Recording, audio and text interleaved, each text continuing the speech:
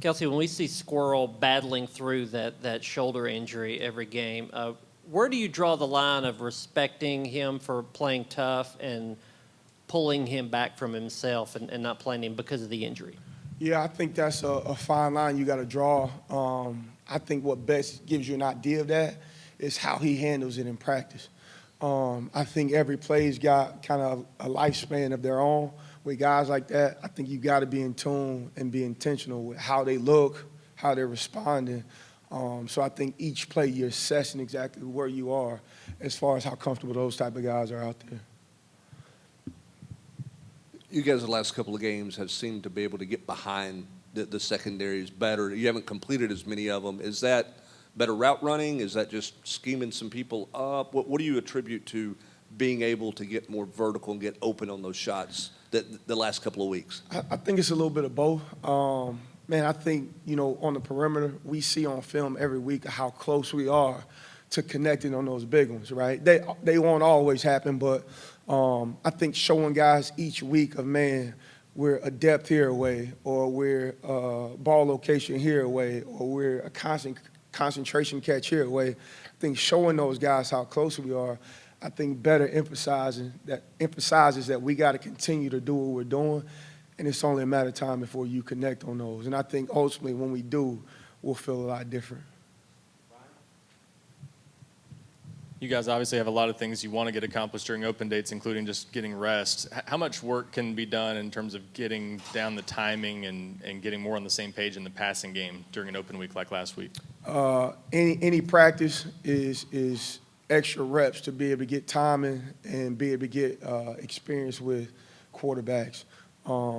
Guys been staying after practice all season long, but being a lot more intentional on that stuff as of late. And I think to what I alluded to before, I think, guys are hungry because they sense how close we are. And I think they're willing to do whatever it takes to make sure going down this stretch that we finish strong and we end up making those plays.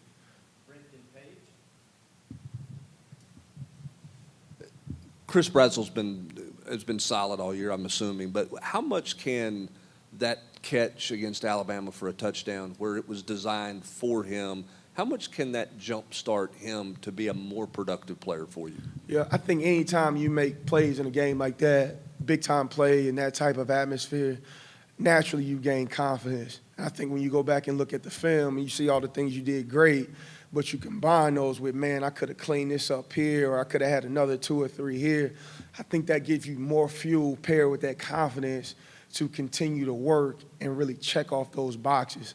So absolutely that play gives you confidence, but more importantly, we got to channel that in the right way and detail the things we need to detail to make more plays like that.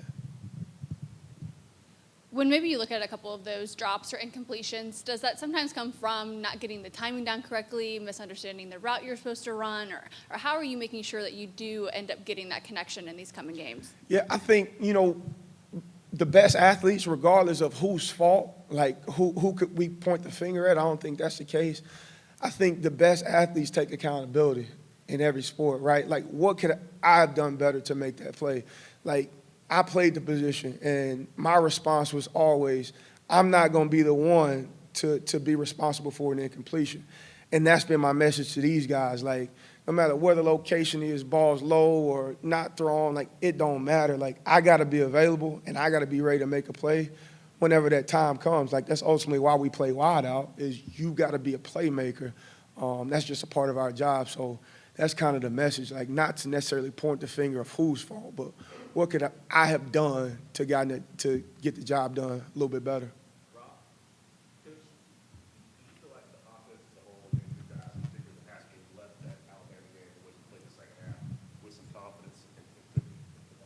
Yeah, I think first half I think we didn't score at all, and then second half you come out and you finally get it started on offense.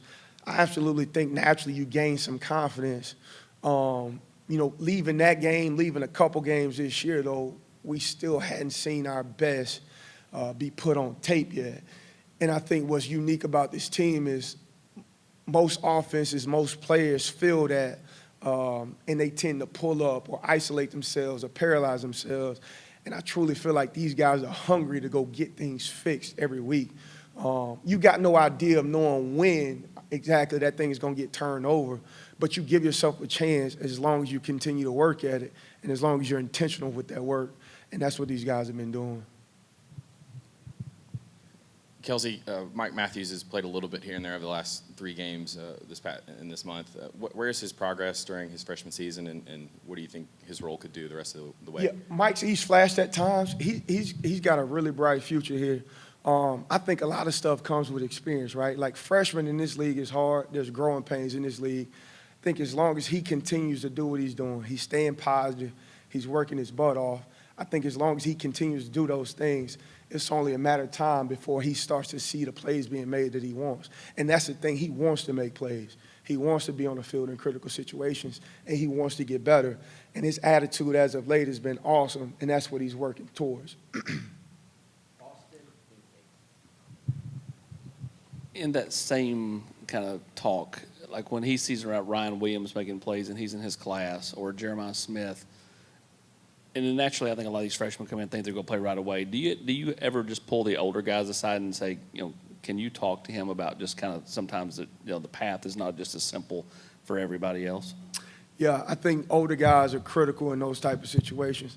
Like this age we live in now, everything's visible, right? Like you can see everything all across the country right at the blink of an eye. That absolutely has an effect on it. But what these guys got to learn at a young age is, man, I got to run my own race, right? Like my race is different from this guy playing here or this guy playing here. You ultimately don't know where you or them will end up. But what happens is if I'm looking at someone else's plate and I'm not looking at my own food, then my food gets cold and I'm not able to take advantage of my own opportunities. And what that kid has done, he's done an incredible job of not paying attention to outside factors, right? He could be, but at least around me, around this building, he's dialed in. He's got a great attitude. He's hungry, right? That don't mean he's not frustrated. He's hungry, and that's all I can ask for. Like I said, he's got a really bright future here because he's got that attitude, and it's only a matter of time before he starts to make those plays. What do you feel is something that the wide receiving room could do in the first half of games to really help them settle in and maybe make a few more things happen on offense than in the last few contests? Yeah, I think don't press. Like, I think these guys, they understand, like, we got to make more plays as an offense, not just a receiver room. But I think once you start to press, and that creates anxiety, and then I'm not being natural and playing football, I think all these guys got to focus on is how do I do my job to the best of my ability. It's that simple. And if we do that at every position, every play, man, we'll continue to roll, and you'll start to see explosive plays. You'll start to see more of the high-power stuff that these guys are wanting to see. What's been the most encouraging thing that you've seen from Dante Thornton, whether the plays that he makes on the field or in protection? His positivity. I spoke to it, I alluded to it this offseason. He's had every reason, to go the opposite way. He's dealt with injuries. He's had tough spurts at times in his play between this year and last year. And what that kid's done, he responds to adversity. He responds to success the same way. He goes and works hard. He's positive, and that's why good things continue to happen to him. He comes in the building with a great attitude every day, and that's all you can ask for. So for him, the refreshing thing as his coach is, you see a guy that's continued to respond no matter what happens. And as a coach, that's all I can ask for.